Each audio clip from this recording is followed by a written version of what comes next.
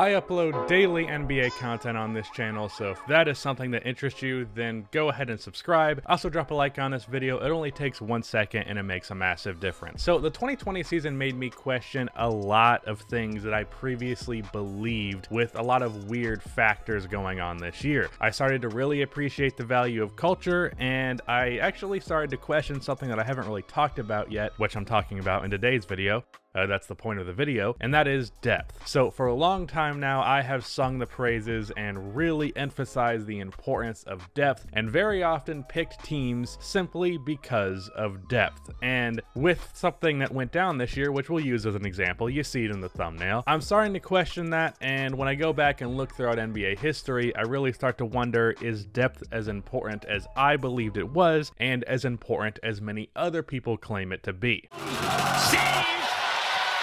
Absolutely incredibly with the acrobatic alley-oop.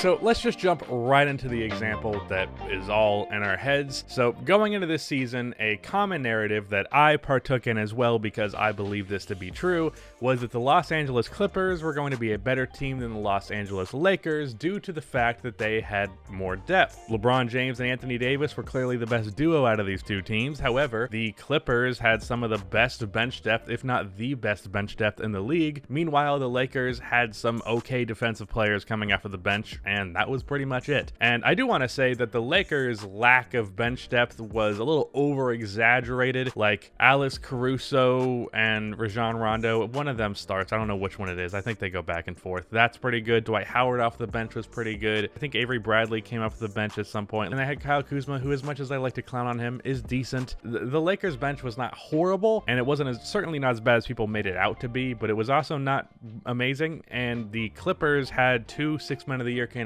off of the bench, on top of role players like JaMychal Green and Landry Shamet, as well as Zubac, who's pretty damn good as well. So basically a bench lineup that is better than like at least 10 starting lineups in the NBA from the bottom of the league team. So that's pretty damn impressive. But as we all know, the Clippers ended up not even making it to the Western Conference Finals to get the Battle of LA that we had been hyping up for over a year now, and instead they lost in a 7-game series after going up 3-1 to the Denver Nuggets. And the Los Angeles Lakers, on the other hand, ended up winning a championship. So depth didn't end up really mattering there. Now, there are factors that led to that, but I do want to make the point that I believe some of these issues that the Clippers had were going to be solved by depth. Like the fact that they did not have the best team chemistry. Well, they have so many guys who are really good that what does it matter? And obviously it mattered. As I said, I've really started to appreciate the value of culture recently, and that was something that the Clippers were very lacking in. However, while the Lakers were not that deep and the Clippers were very deep, and ultimately the Lakers were the team that won the championship, I do want to make the argument that it's not like depth is not important. I don't want to make that seem like that's what I'm trying to say, because if you go back just 1 year and look at the 2019 Toronto Raptors, that was a very deep team. I know a lot of people like to spin it as Kawhi Leonard just carrying a team, but that was a deep, well-rounded roster that had great chemistry with each other. So it's not like bench depth is not important. In 2015,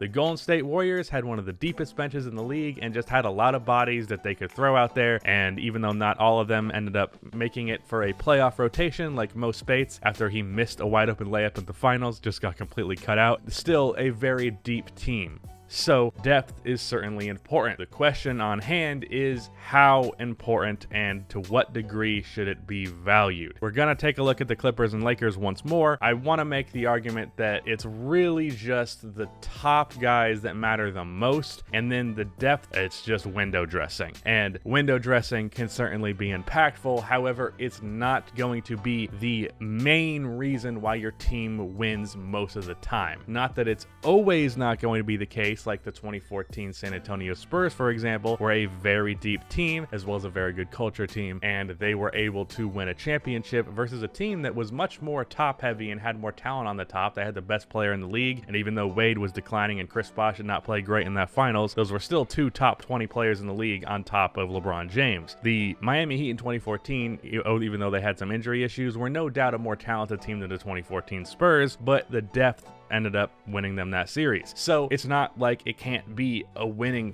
factor. I just feel like sometimes people overvalue it, and those people can be me, because as I said, I picked the 2020 champion to be the Los Angeles Clippers, and that was not the case. But I do want to look at another really good example, which I think is, I mentioned the Warriors earlier. The Warriors, when they signed Kevin Durant, they sacrificed pretty much all of their bench depth. After that, it was an old Sean Livingston and still Andre Iguodala coming off of the bench, but the guys like Leandro Barbosa and Andrew Bogut, a lot of guys that were coming off of the bench and contributing well, were no longer on the team. And it was pretty much just Steph, Clay, Kevin Durant, Draymond Green, and then like Kevon Looney. And that's a good team. Obviously, it's a good team. I don't know why I said it like that. It's the greatest team of all time. But a lot of people going into that season were like, well, where's the depth? This team is not going to be as dominant as people think, because while, yeah, they got Kevin Durant, they also sacrificed a bunch of bench depth. That was a legitimate argument that people made, and even a legitimate argument that people made after the fact. After we figured out that the 2017 Warriors were one of the greatest teams of all time, and in my opinion, the greatest team of all time, there were still people making the argument that the Warriors were better without Kevin Durant, and if you replaced Kevin Durant with depth, they would be a better team. Now, I do think there is some validity in the idea that a really good player being replaced with a bunch of really solid role players, like 5 dudes who are just pretty good, can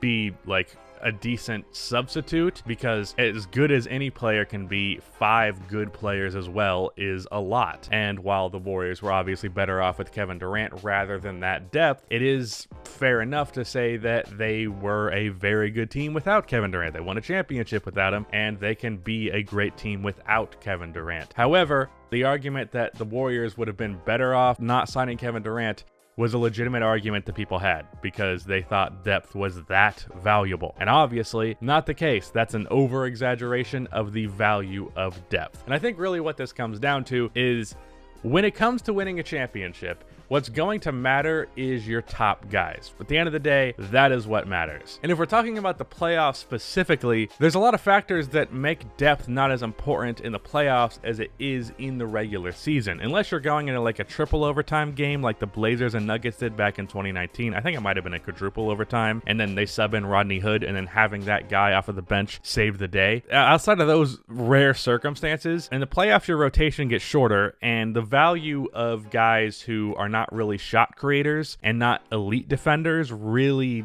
drop substantially. So a guy like Sean Livingston for the Warriors might have been like a 20-ish minute per game guy in the regular season, and he's down to like a 10-12 minute per game guy in the playoffs, because he's not an elite shot maker except for like 10-foot mid-range shots, and he's not an elite defensive player, so his actual value is not that significant. In a case like the Los Angeles Clippers, I was really big on their depth because I thought that would really help them in the playoffs, but then like guys like Landry Shamet were cut out of the rotation, and JaMychal Green was not playing a whole lot of minutes, and Zubac was getting put in the back burner, even though he probably should have been starting over Montrezl Harrell, but that's a different conversation. Well, he was starting over Harrell, but he was getting less minutes. You know what I mean? Depth is not as impactful because in the playoffs, rotations are cut so much shorter that guys who are like solidly rotation players in the regular season are not so in the playoffs, and that can be a big factor as to why depth is not as significant when it comes down to a championship team. The point is, depth matters, but very often people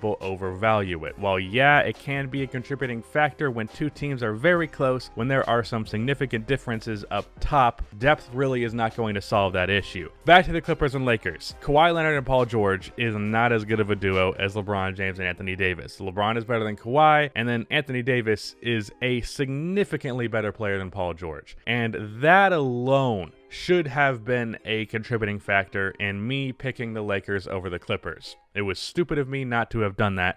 And that's not to say that it is impossible for the Clippers to beat the Lakers in a coming season. However, just to make the argument, I was like confident the Clippers were going to be better than the Lakers, like very confident because of that depth. And seeing them fail the way they did really shook that reality for me, or that belief. When a team just has that top guy situation where it's clearly this team is much better at the very top, I think that should be the heavy focus over the depth. Anything can happen in the NBA, and depth can be why you win a championship, but I don't think it's something you should rely on consistently. Even though you do want to have depth, I do think it is worth sacrificing it in the case of a star player, like for Kevin Durant, like the Brooklyn Nets have considered doing with Karis LeVert and Spencer Dinwiddie in exchange for like Bradley Beal or someone of that nature. It could be worth sacrificing the depth a little bit to just get a guy who's a lot better, because at the end of the day, it's about the guys who are the best in the league when it comes to winning championships, and that is ultimately the goal. So depth in terms of actually winning, not as important as a lot of people say it is, but still important to a degree. Like, you can't just have a zero bench unless your starting lineup is just phenomenal. At the end of the day, as much as I love him, Landry Shamet is not going to be the difference maker between a team